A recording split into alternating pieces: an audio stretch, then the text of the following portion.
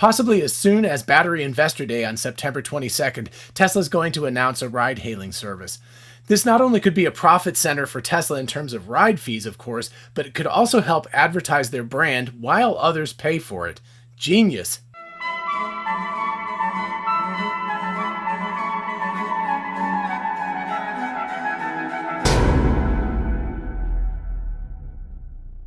Hey y'all, it's Dr. Know-It-All. This channel is dedicated to finding out whether I really do know it all or not. If you enjoyed the video, definitely make sure you mash the thumbs up button and subscribe for more of them. Also, definitely make sure you subscribe, because when we hit 500 subscribers, we're going to do a giveaway, which will be happening soon, it looks like. The subscriber numbers are going up. And also, of course, make sure you ask me questions in the comments or at my email address. So with the potential for Tesla doing a ride-hailing service even before the robo-taxi service, so this is with actual human beings involved, it made me start thinking about the fact that a lot of automobile manufacturers actually give a reasonably good deal to car rental companies as a sort of ambassador for their cars, right?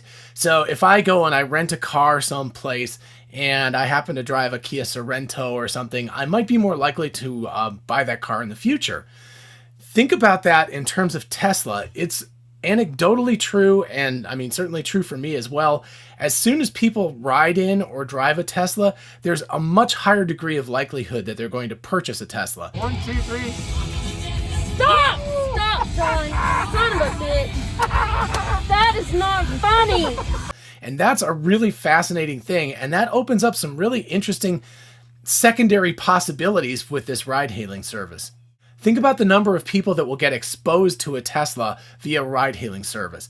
So if you think about that, right, there's only so many people who've ever test-driven a Tesla. There's only so many people who have friends or neighbors who own Teslas and let them ride in it or even drive it, which is even better. But in a ride-hailing service, it could be like multiple orders of magnitude more than have actually been exposed to Teslas in the past. This is actually better than free advertising for Tesla. This is literally people paying to advertise for you. And that's amazing, right? So people pay to get into the car. Tesla takes their cut. The ride-hailing, person who owns the car takes their cut. But the person in the car has paid for that. And at the same time, they're being exposed to this particular car. And there's a really good chance that they're going to go like, wow, this thing's got some zippy acceleration. It's got a nice interior. It's super quiet. How cool. They might ask the driver questions about like how much battery life they get and how many miles, which could disabuse them of some notions that they might have concerning like, oh gosh, the car only goes 80 miles before it runs out of battery or something, right? So all of this stuff could be happening while people are riding in the car and paying for it. And effectively, Tesla could sell a whole bunch more cars because of this ride-hailing service. So this seems like another huge advantage to me. And, why Tesla hasn't done this already, I'm not sure, but maybe they're just trying to get their software and everything in order to make sure that they have everything just right before they actually release it to the public. Of course, as robo-taxis come online, and you can see my other video here about full self-driving, which I think you might find interesting, the advertising cycle will grow even stronger because it's going to sort of be like science fiction, right? You order up a car, right? You're like, deet, and the car comes, and you get in, and there's literally nothing in the car. There's no one in there, and the thing starts driving itself around. It's going to feel like you're in Blade Runner or some sort of sci-fi movie or something. That's going to be pretty darn cool.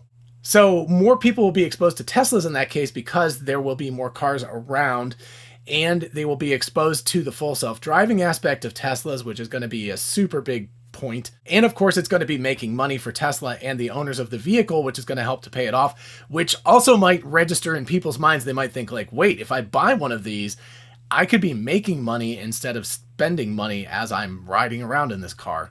So this all seems to me like a pretty amazing opportunity for Tesla, especially because I know with the pandemic that Uber and Lyft have been struggling in the United States at least.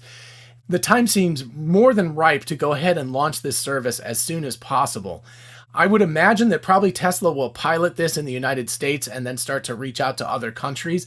I would think China would be another fantastic market for this, but it seems like the opportunity is now, and if Tesla doesn't grab onto it in the next, let's say like 6 months or something, they may have let an opportunity slide by. I'm of the opinion that Tesla doesn't let opportunities slide by, so I'm pretty firmly convinced that Tesla is going to announce a ride-hailing service in the next probably month or two, but at least within the next 6 months.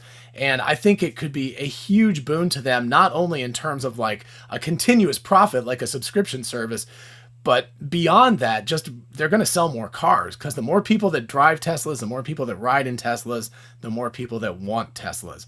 And that's a huge win-win for Tesla, for the stock owners, and for, of course, the car drivers as well. And I honestly think even for the people who ride in those cars, they're going to have a really fun trip. Okay, I hope you enjoyed this episode. If you did, definitely make sure you like and subscribe. And for sure, ask me questions in the comments or at my email address, which is drknowitallknows@gmail.com. Till next time, bye-bye.